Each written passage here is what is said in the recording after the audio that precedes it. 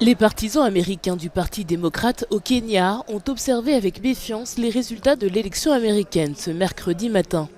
Indiquant la victoire de Donald Trump, le dénouement de cette campagne du scrutin présidentiel américain 2024 a découragé les démocrates du pays réunis sous la bannière Democrats Abroad.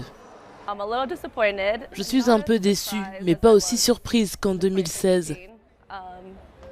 J'ai un peu peur maintenant de ce qui va se passer dans les 4 prochaines années et au-delà, mais ce n'est pas surprenant, malheureusement.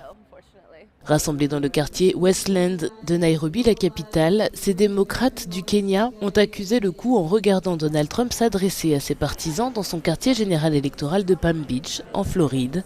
L'un des principaux enjeux de cette élection était le droit à l'avortement, suite à la décision de la Cour suprême des États-Unis de renverser l'arrêt Roe versus Wade.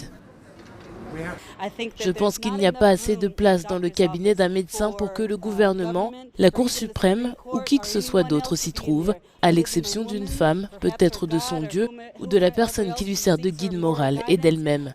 Je suis donc très inquiète de ce que cette éventuelle nouvelle administration pourrait faire ou dire à propos du corps d'une femme et du droit d'une femme sur notre système reproductif. Monsieur Trump a été élu mercredi 47e président des États-Unis, un retour extraordinaire pour un ancien président qui avait refusé d'accepter sa défaite il y a 4 ans, déclenché une violente insurrection au Capitole, été condamné pour des faits délictueux et survécu à 2 tentatives d'assassinat.